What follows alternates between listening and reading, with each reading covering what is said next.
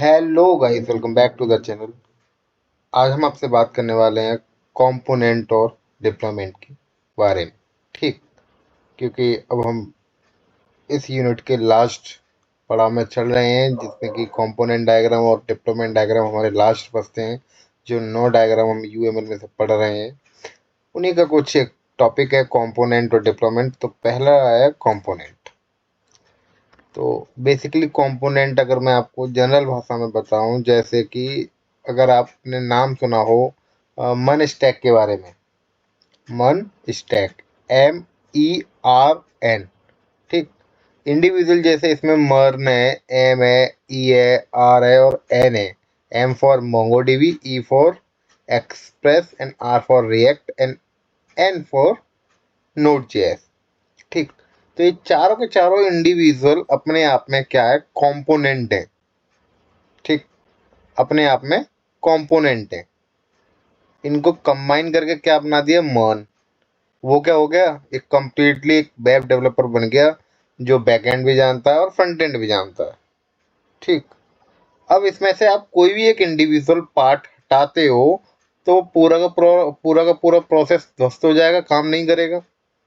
ठीक, तो कंपोनेंट कुछ इसी प्रकार की एक एक्टिव एंटिटी होती है, एक फिजिकल और रिप्लेसेबल पार्ट होता है सिस्टम का। हाँ, मन का एग्जांपल मैंने इसलिए लिया कि मन में अगर मैं मन की जगह मीन पढ़ लूं, मर्न की जगह अगर मीन पढ़ लूं तो भी कोई दिक्कत नहीं है। रिएक्ट की जगह अगर मैं एंगुलर पढ़ लेता हूं वहां पे, तो रिप्लेसेबल पार्ट। ठीक, फिजिकल पार्ट भी है और रिप्लेसेबल पार्ट भी है। तो कंपोनेंट कुछ इसी प्रकार की एंटिटी है। ठीक, A component is a physical and replaceable part of a system. पूरे सिस्टम का होता है that conform to and provide the realization of set of interfaces. Interfaces क्या होता है, जो आपको communicate कराएगा सिस्टम से। ठीक, you use component to model the physical thing that may reside on nodes such as executable, library, table, files and document. यानी कि जो आप तैयार करेंगे, जो आपकी जो नोड बनेगी वो कैसी होगी, एग्जीक्यूटेबल होगी, लाइब्रेरी होंगी, या फिर टेबल्स होंगी, फाइल्स होंगी, डॉक्यूमेंट होंगी, कुछ भी हो सकता है भाई। A component typically represent the physical packaging of otherwise logical elements such as classes, interfaces and collaboration. Physical packaging के अलावा क्लासेस भी हो सकती हैं, इंटरफेस भी हो सकता है, कोलैबोरेशन भी। ये सारी चीजें भी इसके अंदर इंक्लूड होती हैं। ठीक, मन का एग्जांपल इसीलिए लिया था क्योंकि इसमें क्लासेस, इंटरफेस, अगर आपको कोई लॉजिक को इम्प्लीमेंट करना है तो वो परफॉर्म हो सकता है, सारी की सारी चीजें। यानी कि डेटाबेस हम यूज करते हैं, अगर आप सिक्वल यूज कर लो या नो सिक्वल यानी कि मोंगोडीबी यूज कर लो। ठीक, हर तरीके से एक बेस्ट एग्जांपल बैठता है कंपोनेंट को समझने के लिए। ठीक, यूएमएल में जब हम कोई कंपोनेंट बनाते हैं तो कुछ इस प्रकार से रिप्रेजेंट करते हैं। ये इसका नाम है कर्नल 3.2.dll। डीएलएल एक एक्सटेंशन है जिसका मीनिंग होता है डायनामिक लिंक लाइब्रेरी, यानी कि ऐसी लिंक जो डायनेमिकली बिहेव करे। ठीक, रन टाइम या एग्जिक के रन टाइम पे ही। ठीक, ये नोटेशन हो गया। टर्म्स एंड कॉन्सेप्ट के अंदर देखते हैं। A component is a physical and replaceable part of a system that conform to and provide the realization of set of interfaces. 2 number का डेफिनेशन आती है, तो ये इसकी डेफिनेशन है। Graphically component is a rendered as a rectangle with tab. ठीक, एक rectangular tab, एक मतलब एक रेक्टेंगल विद टैब के साथ इसको रिप्रेजेंट किया जाता है ग्राफिकली। ठीक, अब आता है मतलब टर्म्स एंड कॉन्सेप्ट में। कौन कौन से टर्म्स एंड कॉन्सेप्ट इस ग्राफ को रिप्रेजेंट करने के लिए यूज हुए हैं, तो सिर्फ एक ही है, नेम। उसको डिस्कस कर लेते हैं, क्या भी name. Name, every component must have name that distinguish it from other. प्रत्येक कंपोनेंट का एक नाम होगा जो उसे दूसरे से भिन्न बनाएगा। Name is a textual string. जाहिर सी बात है, टेक्सुअल स्ट्रिंग होगी। जैसे इसका नाम है कर्नल 3.2.dll। ठीक, a path name is a component and prefix by the name of the package in which that component live, यानी कि जैसे कोई कंपोनेंट पर्टिकुलर किसी दूसरे कंपोनेंट में इनहेरिट कर रहा है तो पाथ नेम हम प्रोवाइड कराते हैं। ठीक, जैसे ना फोल्डर के अंदर एक सब फोल्डर फिर उसके अंदर एक और फोल्डर, फिर उसके अंदर फाइल, सब डायरेक्टरी बन जाती है ना कुछ इस तरीके से। A component is a typically drawn showing only its name as in below figure. ठीक, just as with classes you may draw the component add on with tag value और with additional compartment to expose. ठीक, ये और ये तो हैं आपके component, दो डिफरेंट कंपोनेंट। अगर मैं इसमें कोई क्लास एक्स्ट्रा, ये क्लास को इनहेरिट कराता हूँ, ये क्लास को ऐड करता हूँ, तो उसके अंदर अब क्या है, आपको टैग वैल्यू भी देनी पड़ेगी। इसको क्या कहते हैं, हम टैग वैल्यू कहते हैं। अगर आपको याद हो, पहले भी ये लेक्चर्स में डिस्कस की जा चुकी है, टैग वैल्यू, एक्सटेंडेड, सारी की सारी चीज़ें वैसे बेसिक में डिस्कस की जा चुकी हैं। ठीक, अब बात करते हैं कंपोनेंट एंड क्लासेस। सिमिलरिटी, वैसे कंपोनेंट भी क्या होता है, एक फिजिकल पार्ट है, लेकिन क्लासेस एक फिजिकल पार्ट नहीं होते हैं, कोड का सेगमेंट ही होती हैं। ठीक, एक तरीके से हम कह सकते हैं क्लासेस एक तरीके से इसका पार्ट हो सकती है कंपोनेंट का। ठीक, component are like classes, both have name, both may realise a set of interfaces, यानी कि इंटरफेस या कम्युनिकेशन कराती हैं। Both may participate in dependency, generalisation, association, relationship. Both may be nested, both may भी instances, यानी कि object होते हैं दोनों के। बोथ में भी पार्टिसिपेट इन इंटरेक्शन। ठीक, लेकिन इनमें कुछ डिफरेंस भी होता है, आप डिफरेंस देखते हैं। Classes represent logical abstraction, classes आपकी लॉजिकल एब्स्ट्रक्शन प्रोवाइड कराती हैं। एक बात अगर आपको बताऊं, कैरेक्टरिस्टिक अगर आती है तो आप क्लासेस के अंदर कैरेक्टरिस्टिक में इनकैप्सुलेशन, एब्स्ट्रक्शन और इनहेरिटेंस वगैरह लिख के आ सकते हैं। एक्सचेंजेबिलिटी और एक्सेसिबिलिटी, इन सारी चीज़ों के ऊपर भी लिख के आ सकते हैं। लेकिन कंपोनेंट में कभी आप एब्स्ट्रक्शन टॉपिक को नहीं लिख सकते, क्योंकि एब्स्ट्रक्शन इसकी कैरेक्टरिस्टिक नहीं है।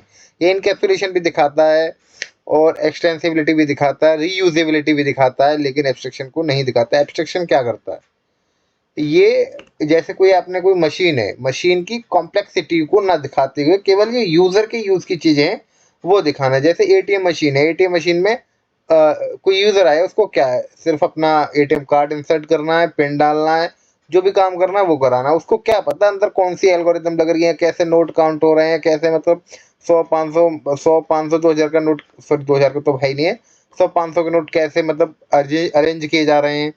ठीक, वो सारी चीजें, उसको सिर्फ पैसे मिल गए, बात खत्म। लेकिन कंपोनेंट के अंदर ऐसा कुछ नहीं होता। ठीक, इन शॉर्ट कंपोनेंट में लाइव ऑन नोड, क्लास में नॉट। ठीक, component represent the physical packaging, otherwise logical component and a different level of abstraction. Classes may have attribute operation directly. In general, component only have operation that are reachable only through their interfaces. ठीक, एक component और class को combine करके graphically represent किया गया है, जैसे एक फ्रॉड एजेंट टाइप का एक कंपोनेंट है। ये एक डायनामिक लिंक लाइब्रेरी है, इसके अंदर सारी चीज़ें हो सकती हैं। अब इसमें क्या क्या होगा, कौन कौन सी कैसी कैसी क्लासेस हो सकती हैं। एक तो फ्रॉड एजेंट की क्लास, एक फ्रॉड पॉलिसी, मतलब किस किस पॉलिसी को जब तक आप अ, अ, इन आप क्रॉस नहीं करोगे तब तक वो फ्रॉड नहीं माना जाएगा। ठीक, और कौन सा पैटर्न लग रहा है इस फ्रॉड पॉलिसी को डिटेक्ट करने के लिए, फ्रॉड को। ठीक है, तो ये क्या है, कंप्लीट कंपोनेंट ऑफ क्लास का ग्राफिकली डायग्राम है।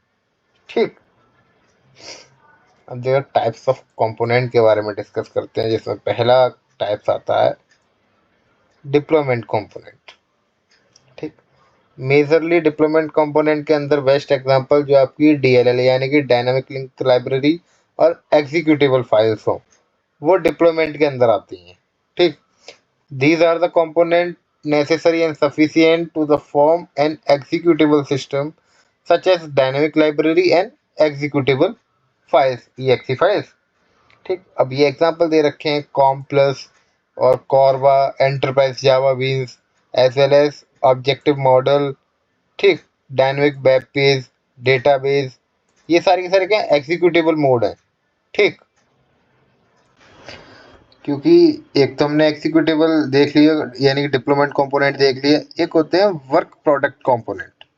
ये कौन से होते हैं? ये सोर्स फाइल को, जो आपका सोर्स है ना, जैसे नहीं हम कोई फाइल सेव करते हैं, एक उसकी एग्जीक्यूटेबल फाइल बनती है, एक उसकी सोर्स फाइल बनती है, ठीक।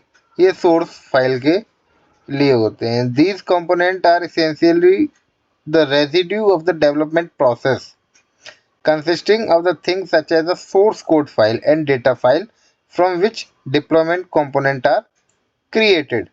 These components do not directly participate in executable system, but are the work product of development are used to create the executable system। यानी कि ये डायरेक्टली पार्टिसिपेट तो नहीं करते हैं, बिना आपकी सोर्स फाइल के क्या एग्जीक्यूट हो सकता है कोड? नहीं हो सकता, ठीक। Third, these components are created as a consequence of executable systems such as COM plus object, which is initiated from DLL Dynamic Link Library। अब क्या है, सारे के सारे कंपोनेंट पढ़ लिए, अब इनको क्या करेंगे हम? ऑर्गेनाइज। ठीक, ऑर्गेनाइज कैसे करते हैं? You can organise the component by grouping them in package. सारे के सारे कंपोनेंट को हम एक पैकेज के अंदर तैयार कर सकते हैं, पैकेज बना सकते हैं, कंबाइन कर सकते हैं एक तरीके से।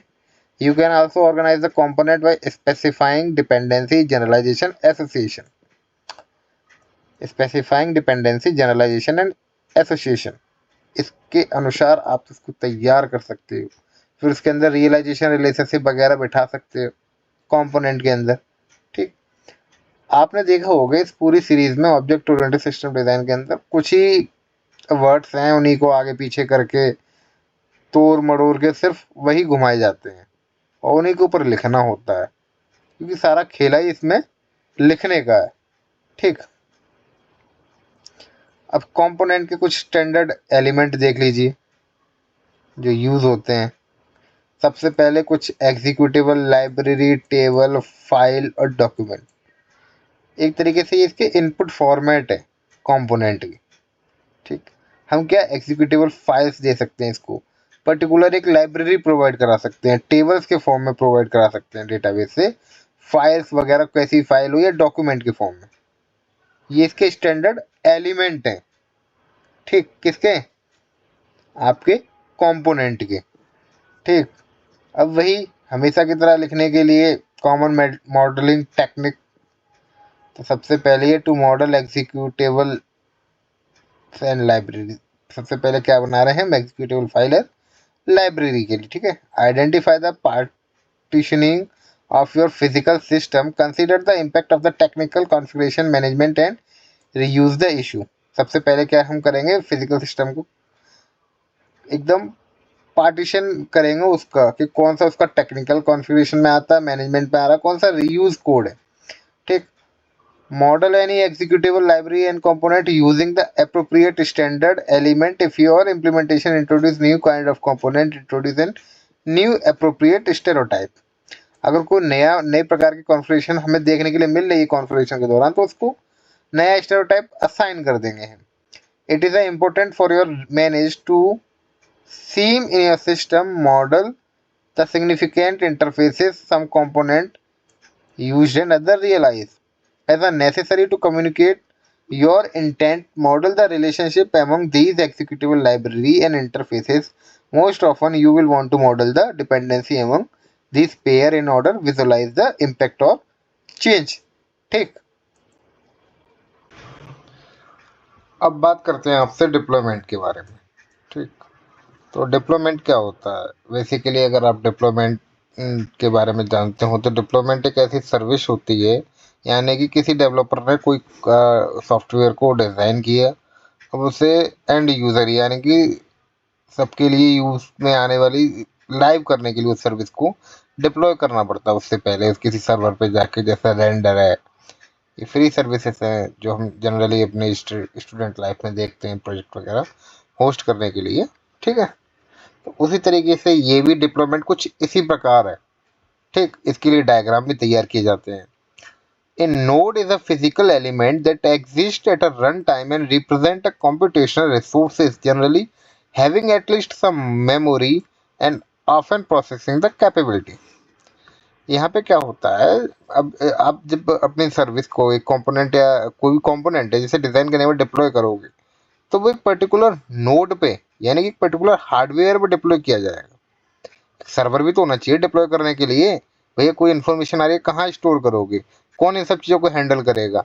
एक ये तो नहीं है आपने एक बंदा बिठा रखा है, डेवलपर बिठा रखा है कि कोई गेट रिक्वेस्ट पोस्ट रिक्वेस्ट ऐसी चीज़ें कर रहा है उससे फ्रंट एंड से, तो आप इसको हैंडल करना हमेशा तो नहीं कर सकते आप, उसके लिए तो आपको सर्विस कभी लाइव करनी पड़ेगी। ठीक, उसी प्रकार से ये डिप्लॉयमेंट होती है। इसके लिए हार्डवेयर की जरूरत पड़ेगी।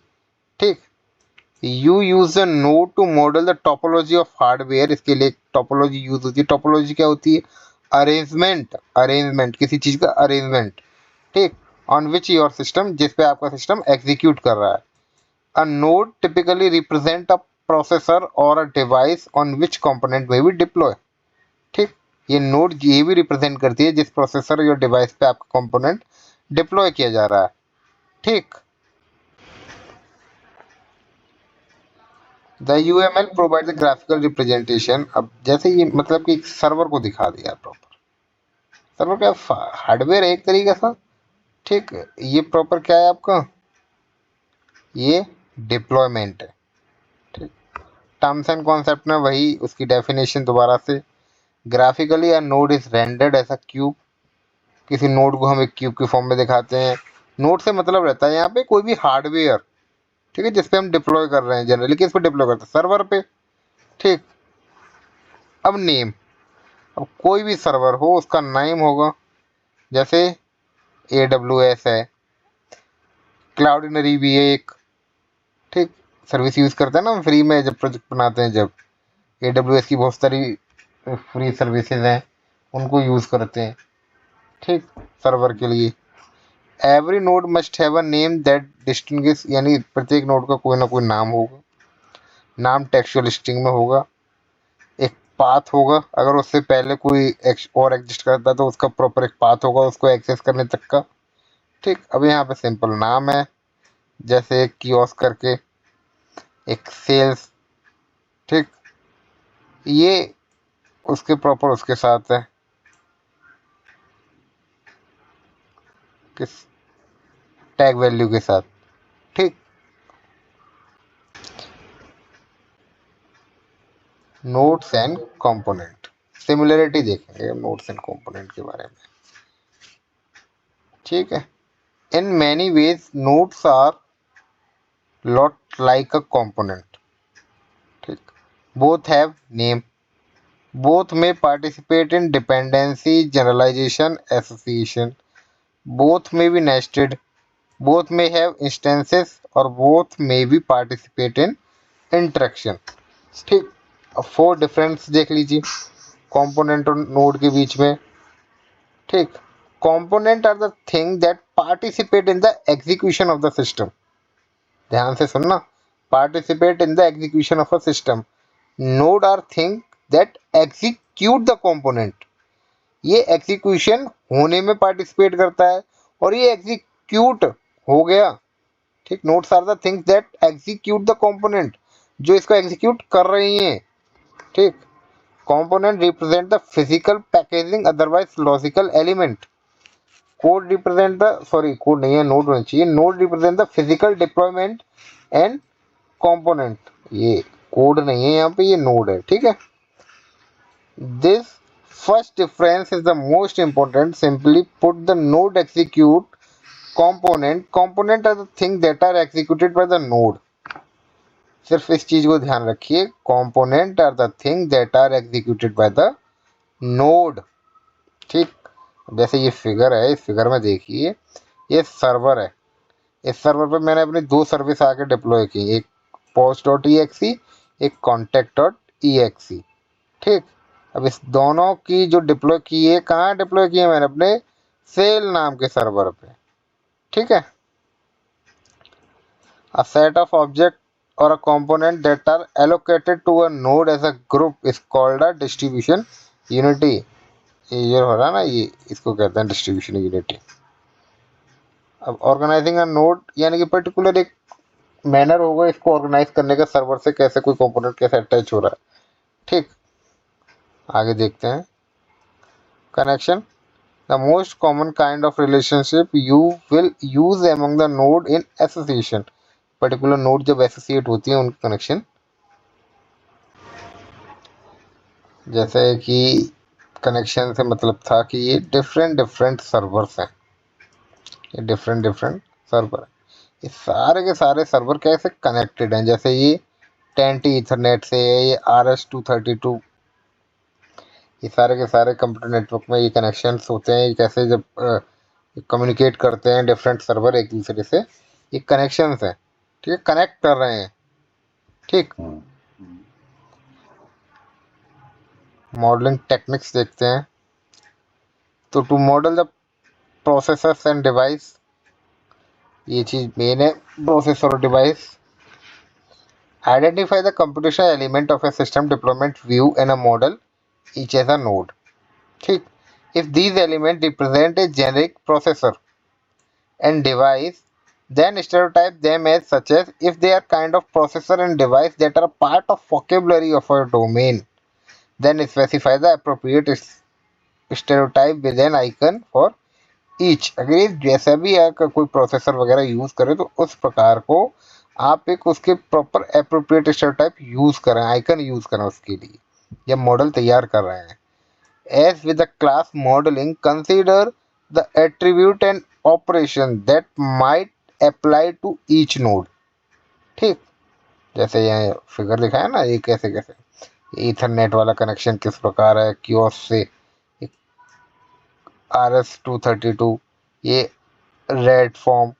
ठीक, और ये आपका मेन प्रोसेसर वाला सर्वर कैसे कनेक्टेड है एक दूसरे से। ठीक, तो ये रहे आपके कंपोनेंट और डिप्लॉयमेंट के बारे में। जो आगे आने वाली वीडियो और जो यूनिट 2 की लास्ट वीडियो होगी वो होगी आपकी कंपोनेंट और डिप्लॉयमेंट डायग्राम के ऊपर। Thank you. इस वीडियो को ज़्यादा से ज़्यादा अपने दोस्तों के साथ शेयर करें।